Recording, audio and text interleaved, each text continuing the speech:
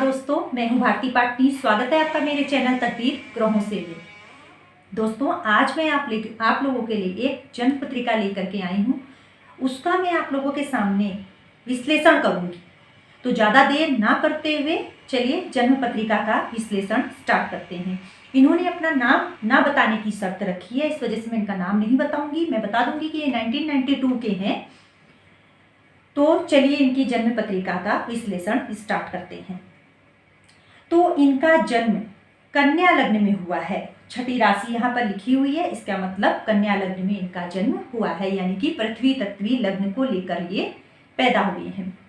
और मेष राशि के हैं, यानी कि अग्नि तत्वी राशि, यानी कि मन इनका अग्नि तत्वी है और व्यक्तित्व इनका पृथ्वी तत्वी है। चर राशि के हैं ये और मनुष्य गण के हैं।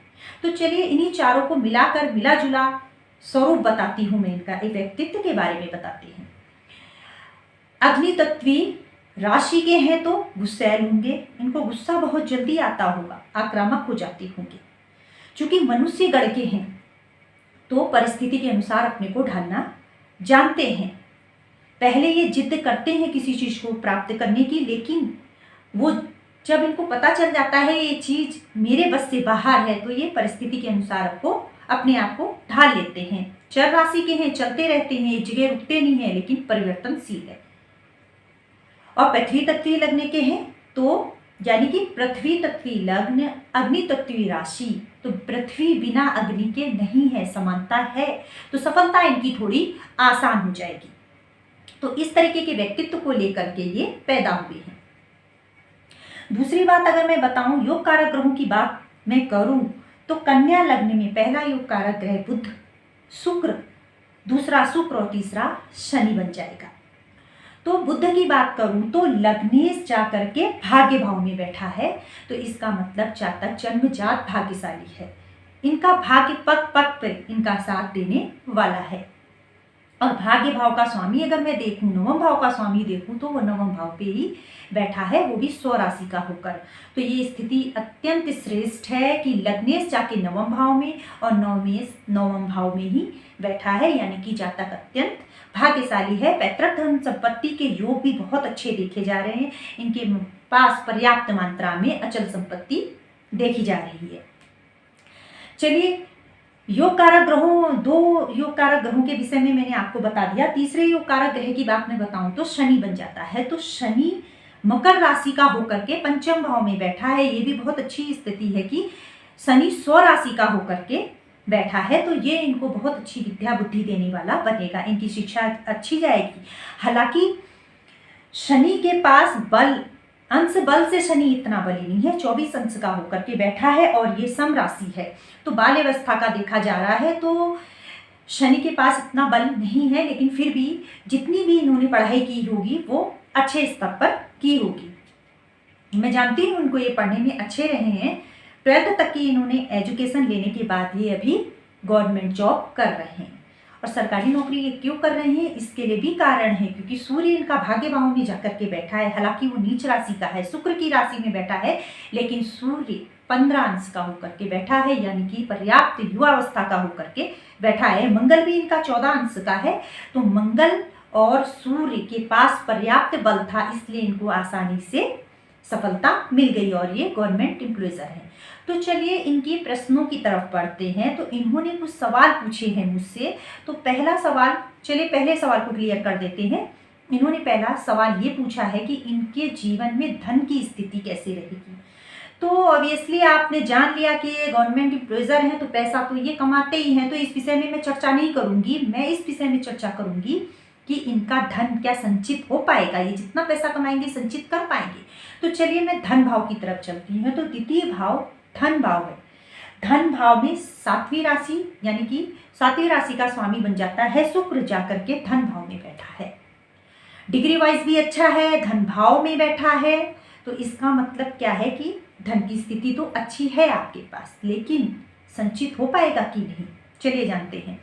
तो इस धन भाव पर किस किस ग्रह की दृष्टि पड़ रही है। सबसे पहले 5वीं दृष्टि केतु की, मंगल की 8वीं दृष्टि, शनि की 10वीं दृष्टि। यहाँ से आप लिख लीजिए शनि की 1 2 3 4 5 6 7 8 9 10, 10वीं दृष्टि।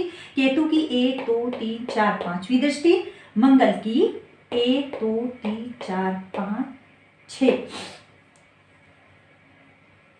1 2 3 4 5 6 7 8वीं दृष्टि। यानी कि केतु की 5वीं दृष्टि, मंगल की 8वीं दृष्टि, शनि की 10वीं दृष्टि धन भाव पर पड़ रही है।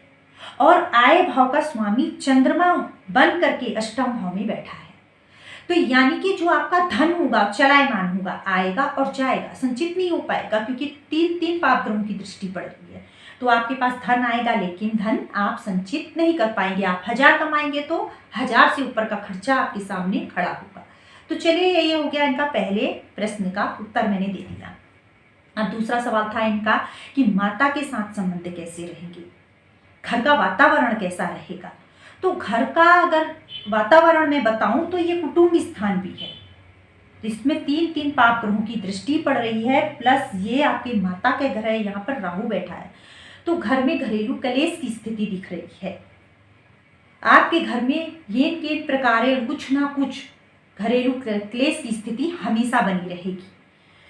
माता वाले भाव की बात करूं तो यहाँ पर नीच राशि का राहु बैठा है, प्लस माता का कारक ग्रह कौन सा है, चंद्रमा जाके अष्टम भाव में बैठा है। तो दोनों तरफ से स्थिति को अगर मैं देखूं तो माता के साथ आपके संबंध उतने मधुर नहीं रह जाएंगे। हालांकि चतुर्थ भाव में बृहस्पति की 5वीं दृष्टि पड़ रही है, माता आपका साथ नहीं छोड़ने वाली है, माता आपके पीछे लगी रहेगी, वो आपको नहीं छोड़ेगी, लेकिन आपका माँ से उतने अच्छे मधुर संबंध नहीं रह जाएंगे। चलिए, माता का स्वास्थ्य भी आपका सही नहीं दिख रहा है यहाँ पर। तीसरा प्रश्न था इनका अपने दाम्पत्य जीवन को लेकर, विवाह को लेकर के। तो विवाह इनका हो चुका है, अभी ज़्यादा टाइम नहीं हो रहा है, लेकिन इनका विवाह हो चुका है। तो विवाह वैवाहिक जीवन के बारे में जो आपने पूछा है उसको अगर मैं देखूं तो उसको मैं सप्तम भाव से देखूंगी, क्योंकि सप्तम भाव ही बताता है कि आपका दाम्पत्य जीवन कैसा रहने वाला है। तो सप्तम भाव में मंगल की स्थिति, पहले तो आप सप्त मांगलिक हो गए। दूसरी स्थिति में देखूं तो सप्तमेश बन जाते हैं आपके बृहस्पति, जाके 12वें भाव में बैठ गए। ये भी कोई अच्छी स्थिति नहीं कही जाएगी, क्योंकि कोई भी ग्रह 6 8 12 में चला जाता है तो परेशानी देने वाला बन जाता है। फिर इस सप्तम भाव पे अगर मैं ग्रहों की दृष्टियों को देखें तो शनि की तीसरी दृष्टि पड़ रही है, 1 2 3, तीसरी दृष्टि शनि की पड़ रही है। और सप्तमेश पर राहु की 9वीं दृष्टि, 1 2 3 4 5 6 7 8 9, यानी कि भावपति दोनों को मैंने देख लिया तो दोनों इसमें मुझे पीड़ित अवस्था में दिख रहे हैं। सप्तम भाव पे पहले तो मंगल की स्थिति, उसमें शनि की दृष्टि, प्लस सप्तमेश 12वें जाकर के बैठ गए हैं और सप्तमेश पर भी राहु की दृष्टि। चलिए, इतना क्लियर हो गया। अब हम देखते हैं कि क्या सप्तम भाव का जो कारक ग्रह है, जो दाम्पत्य जीवन का कारक ग्रह है, तो पुरुषों की कुंडली में शुक्र को और महिला की कुंडली में बृहस्पति को देखते हैं। तो चलिए शुक्र की स्थिति जानते हैं। शुक्र भाग्य भाव में स्वराशि का होकर बैठा है, ये एक प्लस पॉइंट है। लेकिन मैं आपको बता दूं कि शुक्र को इस सूर्य ने अस्त कर दिया है। आप देखिए, सूर्य 15 अंश पर है और शुक्र 11 अंश पे है, तो पूर्णतः सूर्य ने शुक्र को अस्त कर दिया है। तो ये स्थिति भी बहुत अच्छी नहीं दिख रही है। तो मैं आपसे यही कहूंगी कि अगर आपने विवाह कुंडली मिलाकर किया है तो हो सकता है कि आपका दाम्पत्य जीवन अच्छा हो जाए। हो सकता है कि आपकी मिसेस जो हैं, आपकी जो वाइफ हैं, उनकी जन्मपत्रिका में कुछ प्लैनेट्स ऐसे हों कि जो आपके विवाह को बचा पाए। मैंने इनकी इस तरीके की स्थिति दाम्पत्य जीवन की देखी तो मैंने कहा चलो मैं इनका नवमांश भी देख लेती हूँ। मैंने नवमांश चक्र इसमें नहीं बना रखा है, लेकिन मैंने नवमांश चक्र रीड कर लिया है। तो नवमांश चक्र में इनका सप्तमेश बन जाता है शनि। सप्तमेश शनि जा करके द्वितीय भाव में बैठ गया है। तो यानी कि यहाँ से अगर गिनते हैं 1 2 3 4 5 6 7 8, ये सप्तम भाव से 8वां घर बन जाता है। तो ये भी कोई अच्छी स्थिति नहीं बन रही है। और ऊपर से इस शनि पर यहाँ से बैठे मंगल की दृष्टि पड़ रही है। आपको पता है कि शनि पर मंगल की दृष्टि या मंगल पर शनि की दृष्टि बहुत अच्छी नहीं मानी जाती है, विशेषता स्पेशली संबंधों को लेकर के। तो इस तरीके से आपका दाम्पत्य जीवन मुझको मधुर नहीं दिख रहा है। दिक्कतों को आपको सामना करना पड़ सकता है क्योंकि वर्तमान में आपको राहु की महादशा चल रही है। राहु की महादशा में राहु का ही अंतर चल रहा है जो कि 25 जून 2024 तक चलने वाला है। ये राहु की 5वीं दृष्टि अष्टम भाव पे पड़ रही है। यहाँ पर मंगल की राशि है तो चोट चपेट एक्सीडेंट इन सब चीज़ों का भी आपको सामना करना पड़ सकता है। तो इस चीज़ में आप गाड़ी सवारी देख करके चलाएं, अपना ध्यान रखें। उपाय अगर आप जानना चाहते हैं तो मैं आपको कुछ स्टोन्स बताऊंगी जो आप पहन लीजिए तो जो आपके लिए फायदेमंद रहेंगे। वर्तमान में आपको राहु की महादशा चल रही है तो आप एक लेफ्ट हैंड की मध्यमा उंगली में 7.5 रत्ती का लाजवर्त धारण कर लीजिए, चांदी की अंगूठी में, शनिवार वाले दिन सायंकाल। इससे आपको फायदा देखने को मिलेगा। जब तक आपको राहु की महादशा चलेगी तब तक आप अपना राहु इस लाजवर्त को धारण करे रखिएगा।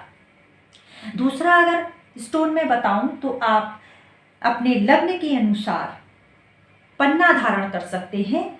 लेफ्ट हैंड की कनिष्ठा उंगली यानी कि सबसे छोटी उंगली में आप 6.5 या 7 रत्ती का पन्ना धारण कर लीजिएगा बुधवार वाले दिन प्रातःकाल।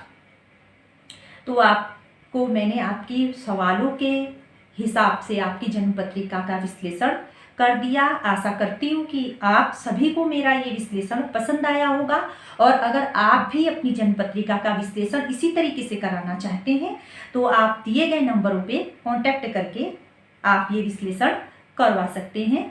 मिलती हूँ मैं आपसे अपने नेक्स्ट वीडियो के साथ। नमस्कार।